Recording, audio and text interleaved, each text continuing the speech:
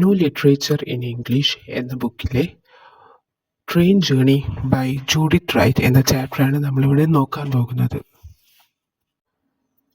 ഈ പോയം പറയുന്നത് experience of A poet ആണ്. ഒരു ട്രെയിനിലുള്ള എക്സ്പീരിയൻസ് ആണ് ഈ പറയുന്നത്.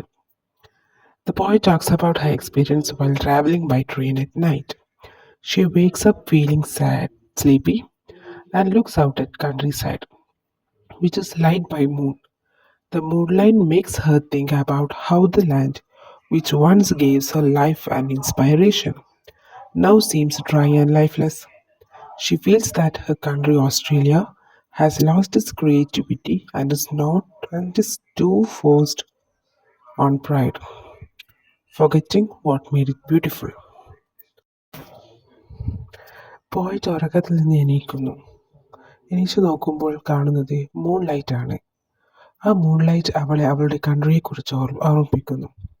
പണ്ടൊരിക്കൽ അവളുടെ കൺട്രി ജീവനുള്ളതും മറ്റുള്ളവർക്ക് ഇൻസ്പിറേഷനായതും മോട്ടിവേഷനും ഒക്കെ നൽകുന്ന ഒരു നാടായിരുന്നു. പക്ഷെ ഇപ്പോൾ ആ നാടിൻ്റെ അവസ്ഥ വളരെ ശോകമാണ്. അതോ ആ രണ്ടും ജീവനില്ലാത്തതുമായാണ് ഇപ്പോൾ നിലനിൽക്കുന്നത്. അവളുടെ കൺട്രി ഓസ്ട്രേലിയയാണ്. പണ്ട് ഓസ്ട്രേലിയ ഭയങ്കര ക്രിയേറ്റിവിറ്റി നിറഞ്ഞതും ഒക്കെ ആയിരുന്നു. പക്ഷേ ഇപ്പോൾ ആ ബ്യൂട്ടിയൊക്കെ മാഞ്ഞു പോയിരിക്കുന്നു. Later in the poem, she sees small trees on the dry land. These trees seems to move in a way that feels important like a poem. The poet asks the strong trees like the box tree and ironbark to use their power to break through the hard rocks and bring life back to the land. She wants the land to become full of life and energy again. അവളിപ്പോൾ പറയുന്നത് അവളുടെ dry ലാൻഡിൽ അവൾക്കിപ്പോൾ ചെറിയ ചെറിയ trees ഒക്കെ കാണാം. ആ trees move ചെയ്യുന്ന പോലെയാണ് അവൾ പറയുന്നത്. എന്ന് വെച്ചാൽ ട്രെയിനിൻ്റെ ഉള്ളിൽ നിന്നും പുറത്തേക്ക് നോക്കുമ്പോൾ ട്രീസ് എങ്ങനെയാണോ മൂവ് ചെയ്യുന്നത് അതുപോലെ ആ മൂവ്മെൻറ്റിനൊക്കെ ഒരു റിതം ആൻഡ് മ്യൂസിക് ഉണ്ടെന്നാണ് അവൾ പറയുന്നത്. ദ പോയറ്റ് പിന്നെ പറയുന്നത് strong ട്രീസിനോടാണ്.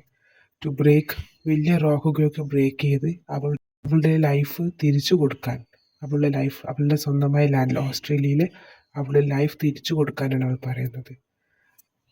At the end of the poem, the poet fully wakes up and sees the trees suddenly bloom with beautiful flowers, even more beautiful than the moon.